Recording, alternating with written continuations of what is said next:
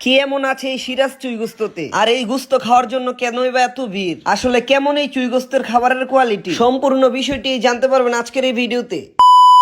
Hello everyone, আসসালামু আলাইকুম। আশা করি আজকের ভিডিওটি সবাই দেখবেন, কারণ আজকের ভিডিওটি অনেক স্পেশাল। আজকে আমরা যাচ্ছি সিরাজ চুই গুস্ততে খাবারের জন্য। আসলে আজকে কিন্তু অনেক পরিমাণে বৃষ্টি ছিল বাইরে, আমরা কিন্তু রোদ বৃষ্টি ঝড় বাদা কোনোটাই মানি না। মানে আজকে আমাদের সিরাজ চুই গুস্ততে যেতে হবে, মানে যেতেই হবে। আর তার পিছনে কিন্তু যথেষ্ট পরিমাণ কারণও আছে, কারণ আজকে আমার বউ আবদার করছে চুই গুস্তের খাবার আজকে সে রিভিউ করবে। মূলত আমরা যাচ্ছি সিরাজ চুই গুস্তের খাবার রিভিউ করার জন্য, কেমন তাদের ব্যবহার বা কেমনই তাদের খাবারের কোয়ালিটি সেটা দেখার জন্যই। আর অলরেডি কিন্তু আমরা নারায়ণগঞ্জ চলে গেছি, চাষারের খুব কাছাকাছি আছি। এখন আমরা যাবো সিরাজ চুই গুস্ততে খাবারের জন্য। আর মূলত হচ্ছে আজকে হচ্ছে ফ্রাইডে, এই জন্য ভাবছিলাম এই জন্য স্পেশাল ভাবে আমরা আজকে সিরাজ চুই গুস্ততে যাবো। আর আমরা কিন্তু অলরেডি সেখানে চলে যাই চাষারা। আসলে আপনারা সবাই জানেন আমি প্রত্যেক ভিডিওতে একটা কথা বলে থাকি, মিশু আমার কাছে যে আবদার করে আমি কিন্তু কখনো ফালাই না। তাই কিন্তু আজকেও তার আবদার রাখার জন্য আমি সিরাজ চুই গুস্ততে আসলাম। আর আমি আসার পরেই দেখি যে এত পরিমাণ ভিড়, আমাদের মিনিমাম আরো 1 ঘন্টা দাঁড়ায় থাকতে হবে লাইন পাওয়ার জন্য, মানে খাবারের টেবিলে বসার জন্য। আর আমরা দুজন মিলে কিন্তু লং টাইম অপেক্ষা করার পর একটা টেবিল পাই বসার জন্য। এখন আমরা দুজন মিলে কিন্তু আমাদের প্রয়োজন মতো খাবার অর্ডার করে দিই। আর আমরা কি অর্ডার করি অবশ্যই ভিডিওটি দেখলেই বুঝতে পারবেন। তার মাঝখানে কিন্তু একটা আপু চলে আসছে মিশুর সাথে কিছু ছবি তোলার জন্য। আসলে ভালোবাসাটা কিন্তু খুব মধুময়। সো গাইস, আরেকটা কথা না বললেই নয়, সিরাজ চুই গুস্তের কিন্তু ভাত ভর্তা খুবই স্বাদ আর খুবই ভালো মানের। আপনারা যারা খেয়েছেন তো তারা খেয়েছেন, যারা খান নাই আমার অনুরোধ আপনারা সবাই একবার চুই গুস্ততে এসে ভাত ভর্তা দিয়ে ভাত খেয়ে যাবেন, আসলে খুবই ভালো লাগবে। আর আজকে কিন্তু আমি খাবারে অর্ডার করি 3টা চুই গুস্ত, একটা আলু গোস্ত, 3-4 পদের ভর্তা আর সাথে হচ্ছে ডাল। মূলত আজকে এখানে আমার থেকে সব থেকে